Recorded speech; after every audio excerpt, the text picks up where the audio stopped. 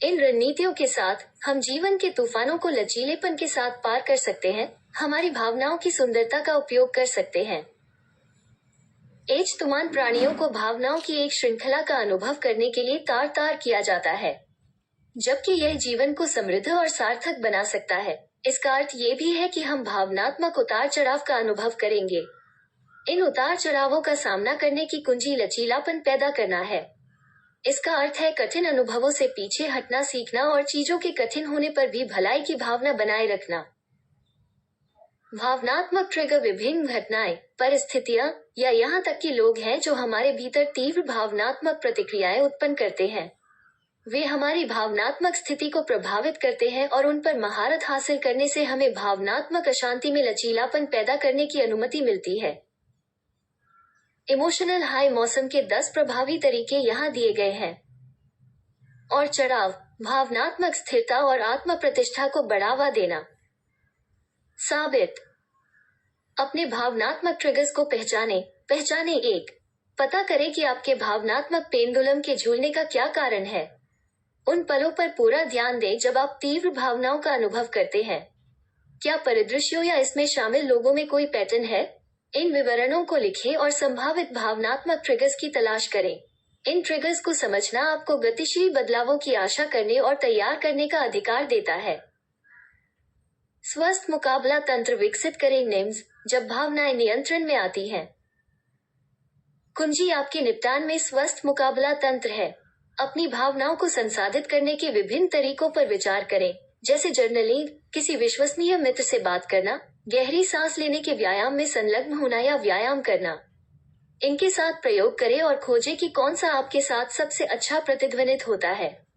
इन मुकाबला तंत्रों को अपने जीवन में एकीकृत करने से भावनात्मक लचीलापन बनाने में मदद मिलेगी। भावनात्मक चपलता को गले लगाओ। जीवन 3 हमेशा सुचारू रूप से नहीं चलता है और न ही हमारी भावनाएं चलती हैं। इन उतार चढ़ावों का सामना करने के लिए हमें भावनाओं के पूर्ण स्पेक्ट्रम का अनुभव करने के लिए खुद को जगह देने की जरूरत है। भावनात्मक चपलता हमारी भावनाओं को स्वीकार करने के बारे में है, यहाँ तक कि असहज भी, और उन्हें इस तरह से जवाब देना है जो हमारे मूल्यों के साथ संरेखित हो और हमारी भलाई का समर्थन करे। भावनात्मक चपलता का अभ्यास करके हम अपनी भावनाओं को पहचानने और प्रबंधित करने में निपुण हो जाते हैं, जिससे अधिक भावनात्मक संतुलन प्राप्त होता है। माइंडफुलनेस का अभ्यास करें। बिना किसी निर्णय के वर्तमान क्षण में अपने आप से जुड़ें। अपनी सांस, शारीरिक संवेदनाओं और मानसिक प्रतिक्रियाओं पर ध्यान केंद्रित करके आप अपने भावनात्मक ट्रिगर्स के बारे में अधिक जागरूकता प्राप्त कर सकते हैं और संभाव से प्रतिक्रिया करना सीख सकते हैं, या केवल सांसारिक कार्यों पर ध्यान देना। एक जर्नल रखें। 5 भावनाओं के बारे में लिखने से मन पर उपचारात्मक प्रभाव पड़ता है। गया नालिंग आपको दबी हुई भावनाओं को मुक्त करने, भावनात्मक प्रतिमानों को उजागर करने और अपने विचारों को निष्पक्ष रूप से व्यक्त करने देता है। अपनी भावनाओं को प्रतिबिंबित करने के लिए प्रत्येक दिन कुछ समय निकालें। अपने विचारों और भावनाओं को कागज पर लिखें। 6 दोस्तों और प्रियजनों के साथ संबंध कॉमन कल्टीवेट सोशल कनेक्शन प्रदान करते हैं। भावनात्मक अशांति के दौरान मजबूत रिलेफोर्ट और समर्थन। दूसरों के साथ गहरे, सार्थक संबंध विकसित करने का प्रयास करें। अपनी भावनाओं को खुलकर साझा करें और दूसरों की बात समानुभूति से सुनें। रचनात्मक बातचीत को बढ़ावा देने के लिए सामाजिक समारोहों में भाग लें या सहायता समूहों में शामिल होने पर विचार करें। सकारात्मक सुधार में संलग्न हों। विकास के अवसरों के रूप में चुनौतियों को देखने के लिए अपने मस्तिष्क को प्रशिक्षित करें। नकारात्मक भावनाओं को स्वीकार करके और अपने अनुभवों की पुनर्व्याख्या करने की कोशिश करके अपना दृष्टिकोण बदलें। अपनी ताकत को पहचानें, पिछली सफलताओं को याद करें और सकारात्मक मानसिकता लाने में मदद करने के लिए अपने जीवन में अच्छी चीजों के लिए आभार व्यक्त करें।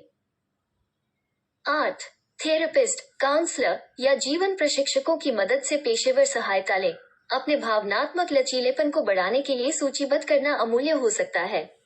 ये मानसिक स्वास्थ्य पेशेवर आपकी आवश्यकताओं के आधार पर अनुरूप मार्गदर्शन प्रदान करते हैं, आपको कठिन परिस्थितियों को आत्मविश्वास से नेविगेट करने के लिए उपकरण और रणनीतियां प्रदान करते हैं। आत्म करुणा को गले लगाओ। 9 अपने आप को अपूर्ण होने दें और कोशिश के समय आत्मदया को गले लगाओ। समझ और सहानुभूति के साथ आत्मा आलोचना को शांत करें, अपने आप से वैसा ही व्यवहार करें जैसा आप किसी मित्र के साथ करेंगे। आत्मा करुणा लचीलापन को बढ़ावा देती है क्योंकि आप निर्णय के बिना अपने भावनात्मक उतार चढ़ाव को स्वीकार करना सीखते हैं। 10. वे गतिविधियां जो मानसिक और शारीरिक रूप से आत्मा देखभाल को बढ़ावा देती हैं। नियमित व्यायाम, पर्याप्त नींद और संतुलित आहार बनाए रखने जैसे वास्तविक कल्याण का अभ्यास करें। शौक और रुचियों के लिए समय समर्पित करें जो आपकी आत्मा को फिर से जीवंत करते हैं और आपको पूर्णता की भावना देते हैं।